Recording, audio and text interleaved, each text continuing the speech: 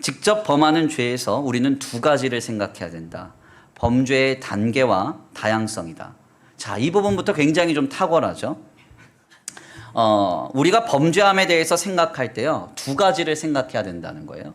먼저는 죄는 그냥저냥 짓게 되는 게 아니라요, 죄를 짓게 되는 단계가 있다는 겁니다. 우발적으로 죄를 짓고 범죄하는 게 아니라는 거예요. 범죄의 단계가 있다.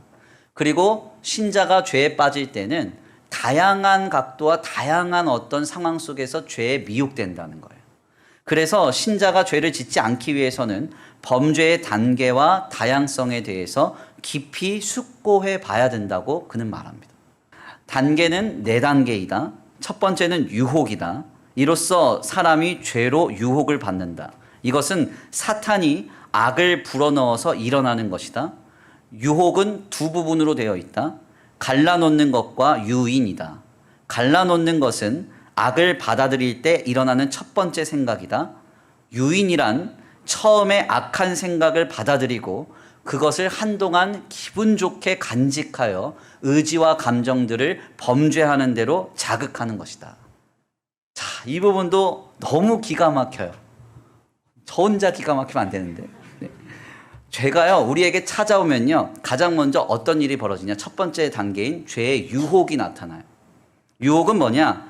먼저 우리가 악함, 하나님의 뜻을 벗어난 것을 받아들임으로써 우리를 하나님이 기뻐하시는 데서부터 갈라놓습니다. 갈라놓아진 우리는 어떻게 돼요? 그 다음에 유인, 그 악한 생각을 받아들이고 기분 좋게 간직하면서 그 죄된 생각을 지속적으로 자극하는 거예요. 이게 바로 죄의 첫 번째 단계입니다. 계속 읽어보면요, 두 번째 단계는 범죄를 잉태하는 것인데 죄를 받아들여서 동의하고 결심하는 것이다. 이것도 놀라운 통찰이죠. 범죄의 두 번째 단계는요, 선한 데서부터 갈라놓아짐을 당해서 죄에 대한 생각을 품고 그것을 기분 좋게 계속 간직하면서 생각하면서 자극하다가 이제는 그것을 받아들여서 동의하고 죄를 짓겠다 결심하는 단계입니다. 특별히 윌리엄 퍼킨스는 여기까지는 아직 범죄한 것이 아니다라고 말을 해요. 왜냐하면 우리는 본성적인 죄인이기 때문에 우리의 내면에 죄의 첫 번째 단계인 죄의 유혹과 두 번째 단계인 죄의 잉태가 시시각각 나타난다는 겁니다. 때때로는 돈에 대해서, 때때로는 어떤 이성에 대해서, 때때로는 우리 안에 있는 정욕과 탐심, 혹자들에게 있어서는 누군가를 미워함과 시기함 혹은 정죄함에 대해서 유혹, 죄에 대한 생각으로부터 우리가 갈라놓아짐을 당하고 그것을 유인, 기분 좋게 간직하면서 끊임없이 자극되다가 잉태, 그래, 에라 모르겠다, 범죄해보자, 이렇게 결심하는 일이 우리 안에 나타난다는 거예요. 중요한 점은 신자가 이러한 상태를 느끼고 깨달았다면 여기에서 회개하고 돌이켜야 돼요. 아멘입니까?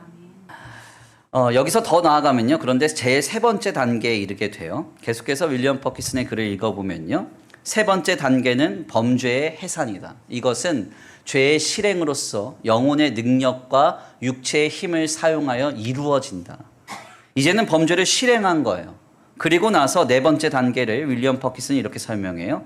네 번째 단계는 죄의 완성이다. 죄를 자주 반복하여서 이미 완성된 죄가 익은 과일처럼 죄인의 죽음, 즉 정죄를 낳는 것이다. 특별히 윌리엄 퍼킨스는요, 이 죄의 완성의 단계에 이르면 이제는 선한 양심이 작동하지 않는다, 이렇게 말합니다. 그래서 반복하여서 하나님을 떠나고 하나님 없이 살아가면서도, 하나님이 기뻐하시는 길에서 떠나서 제멋대로 살아가면서도 하나님과 사람 앞에 전혀 거리낌을 느끼지 못하는 것이죠. 찔림이 없는 거예요. 이게 바로 죄의 완성에 이른 우리의 죄에 빠진 모습입니다.